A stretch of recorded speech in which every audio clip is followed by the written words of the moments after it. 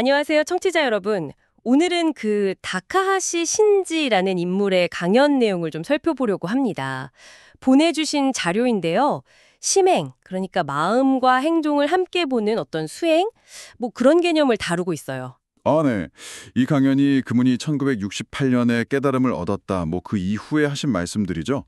우리 존재나 영혼의 여정, 우주와의 관계 이런 부분에 대해 상당히 독특한 시각을 보여줍니다. 네, 그래서 오늘 이 자료를 좀 깊이 들여다보면서 청취자 여러분의 어떤 생각의 폭을 넓힐 수 있는 그런 시간이 되면 좋겠습니다. 네, 함께 살펴보시죠. 시작부터 좀 강렬한데요. 그 1968년 7월 12일에 깨달음을 얻었다 이 경험을 이야기하면서요. 우리가 보통 나라고 생각하는 이 몸은 사실 영원히 타고 다니는 배 같은 거다. 이렇게 말하네요. 그렇죠. 육체는 그릇이고 진짜 나는 영혼이다. 그리고 그 영혼은 계속 태어난다. 윤회전생이죠. 이걸 강조해요. 심지어 마음의 눈, 심안이라고 하죠. 이걸 뜨면 다른 차원까지 볼 수 있다. 이런 이야기도 있고요. 네, 그래서 그 영원한 생명이라는 걸 뒷받침하려고 강연에서 어떤 특정 인물, 기시다 본부장인가요? 그분이 전생 기억으로 고대 히브리어를 말했다. 이런 일화까지 소개를 하더라고요. 아, 정말요? 그건 좀 극적인데요. 네, 그러니까 육체적 죽음이 끝이 아니라는 걸 어떤 체험적 사례로 보여주려는 시도 같아요. 단순히 믿어라가 아니라요. 그렇군요. 그럼 영혼이 본질이면 그 영혼의 상태, 그러니까 마음이 중요해지겠네요? 바로 그겁니다.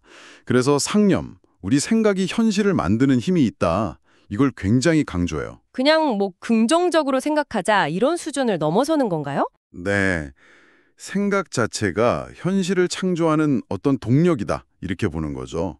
그래서 심행이 중요한 거예요. 편견 없는 올바른 마음, 그리고 그 마음에서 나오는 올바른 행동. 이게 하나라는 거죠. 아, 그래서 심행이군요. 마음과 행동. 그렇죠.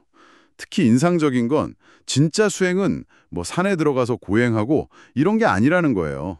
일상생활 속에서 그냥 치우치지 않는 마음, 중도를 지키는 것, 그게 진짜 수행이다. 이렇게 말합니다. 이건 듣는 분들도 좀 생각해 볼 지점인 것 같아요. 내 일상의 마음가짐이 현실이랑 어떻게 연결될까? 네, 그렇죠. 상당히 실천적인 부분을 강조하는 것 같아요. 이야기가 개인의 마음을 넘어서 이제 우주 전체로 커지는데요.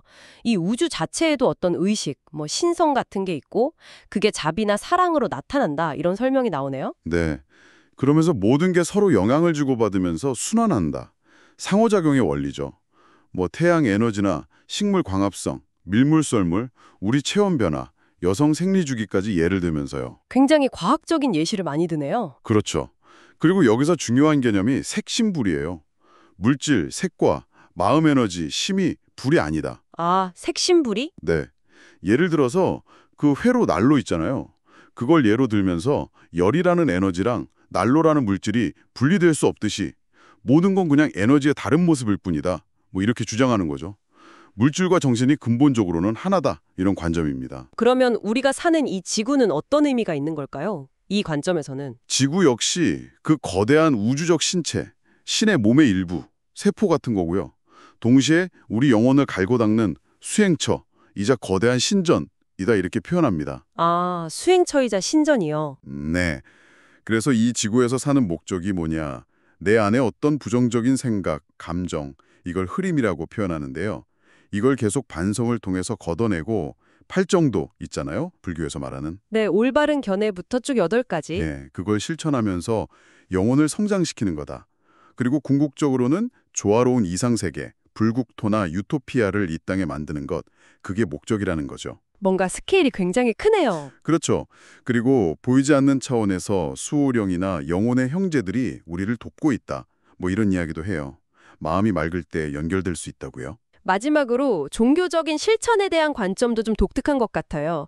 경전 외우거나 장례식 같은 의례에 집중하는 것보다 진리를 스스로 깨닫고 일상에서 실천하는 게 훨씬 중요하다. 이렇게 말하죠. 네, 맞아요. 맹신, 그냥 무작정 믿는 걸 굉장히 경계합니다.